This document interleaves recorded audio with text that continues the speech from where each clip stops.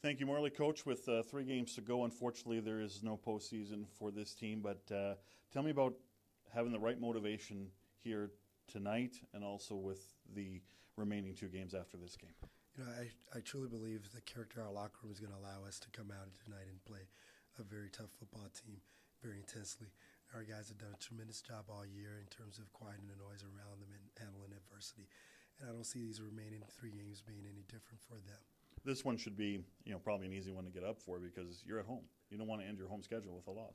No, and the fact that you're playing an interprovincial rival in Calgary has always been a rival, and our guys see it as that. And we know what's at stake for them, and we also understand what's at stake for us. So we want to go out tonight and execute at a high level, match or exceed their intensity, and hopefully come out on the positive side. Tough go this season against the West. You haven't got a win yet. Yeah, very tough against the West, and that's also something that's an eye for us. We have to be mindful of that in our growth. We need to make certain we match up ourselves intensity and execution-wise against the West because you're going to face them every other game. You don't question the character and the battle level of this club, though. It's been there pretty much all year. It's definitely been there, and our guys, as youthful as they may be, they have had an older spirit about them in terms of how they've handled things. A lot of noise have been around this team, but they've handled it exceptionally well.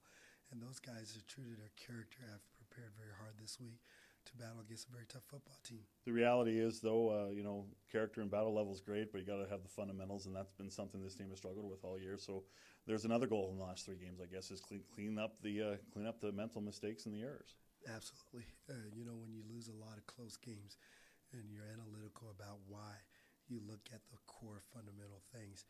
And when you make mistakes that hurt yourselves via penalties, drop passes, missed tackles, etc., you find yourself always wondering what can you do differently.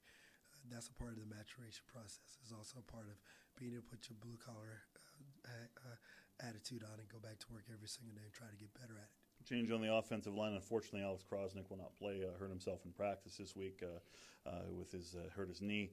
So Brian Ramsey comes in at center. What do you expect out of Brian? A veteran guy that's been through the battle. He understands what to do as a football player, as an offensive lineman. He's one of the leaders on this football team. He's a very cerebral young man. He'll make all the right checks. He knows how to play this game, so we're not at all concerned about that move. On defense, a couple of changes. One, Mondo Sewell's out, so Donnie Ramasian comes back in. Obviously, your front four is going to be big, along with the linebacking core, but your first level will have to try and keep John Cornish in the first level. Yeah, that's a tremendous task regardless of who you have lining up there. But not having Armando will be a loss for us. We truly believe in the front four. We believe those guys can anchor the line of scrimmage and hopefully allow our linebackers to be able to make the tackles against a very tough runner. Aaron Grimes back in the mix, too.